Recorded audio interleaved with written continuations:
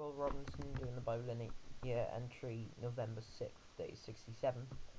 I'm actually going to do this in takes to break it down and make it a little bit easier for me, mostly. But this is the first bit of the New Testament, the Old Testament reading, sorry. And this is the eating blood forbidden bit. So, basically for the past few days, it's been all about kosher and clean and unclean foods and whatever. And happened again today. So it's saying like if you don't, offer your killed animals in a certain way, then it's unclean and you can't eat it. And there are some pretty weird consequences that come with that. But anyway, it says this is what the Lord has commanded. So not this is what the Lord has said. This is what the Lord has told you that you've got to do because He's Lord. Any Israelite who sacrifices an ox, a lamb, or a goat in the camp or outside of it, so anywhere, instead of bringing it to the entrance to the tent of meeting to present, it has an offering to the Lord in front of the tabernacle of the Lord. That man should be considered guilty of bloodshed, and he has shed blood and must be cut off from his people. So basically, whoever doesn't do, what it says down here, is guilty of shedding blood or bloodshed or whatever, which is like unlawful killing, and he's got to be cut off from his people, so he's chucked out of the Moses gang.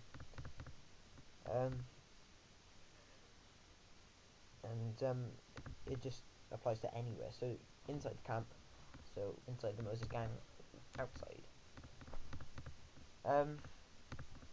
Hardly seems fair, but who am I to argue with it?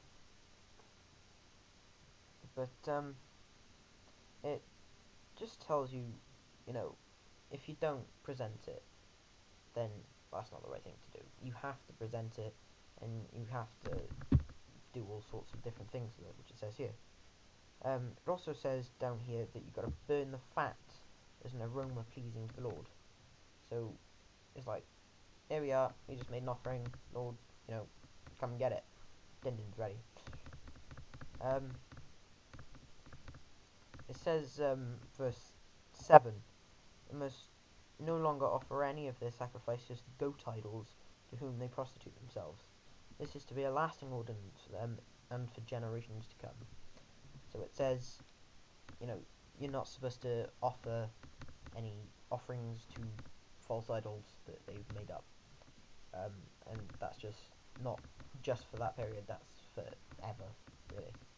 So don't make up your own gods and start offering various farm animals to it. Because again, you'll be ejected from the group, from the Moses gang.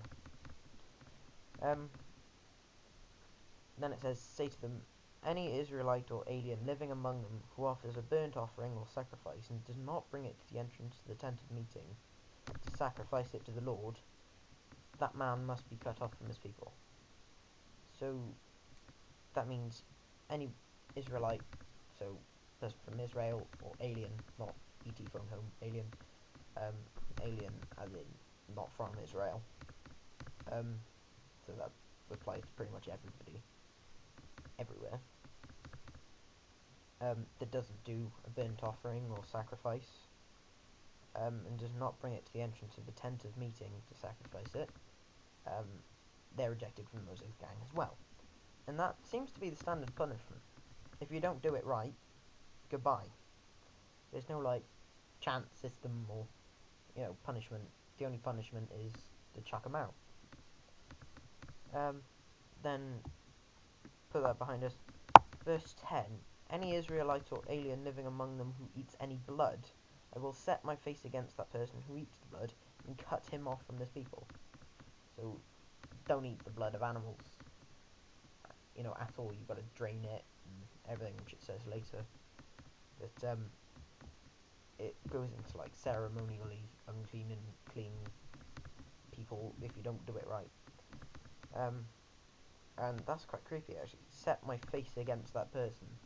So God will have a grudge against you, and you don't want God in your back.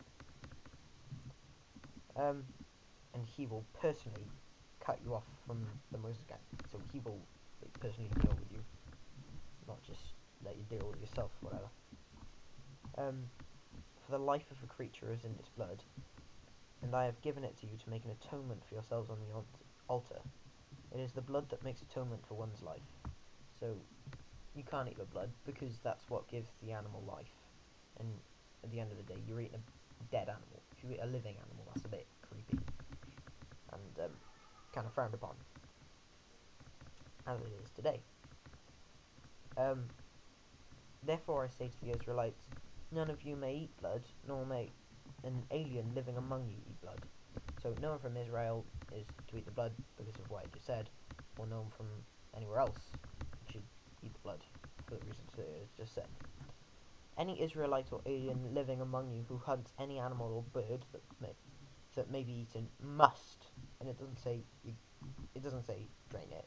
It says you must drain out the blood and cover it with earth, because the life of every creature is in its blood. That is why I have said to the Israelites, you must not eat the blood of any creature, because the life of every creature is in its blood. Anyone who eats it must be cut off. So, ejected again. Don't eat blood. Again. Anyone, whether native born or alien, Israel or non-Israel, who eats anything found dead or torn by wild animals, must wash his clothes and bathe in water, and he will be ceremonially unclean till evening. Then he will be clean. But if he does not wash his clothes and bathe himself, he will be held responsible. So, standard punishment. Goodbye. So, you can't eat anything that you found dead, because it hasn't been offered, or like it hasn't had a burnt sacrifice or natural sacrifice. So don't do that. Take one.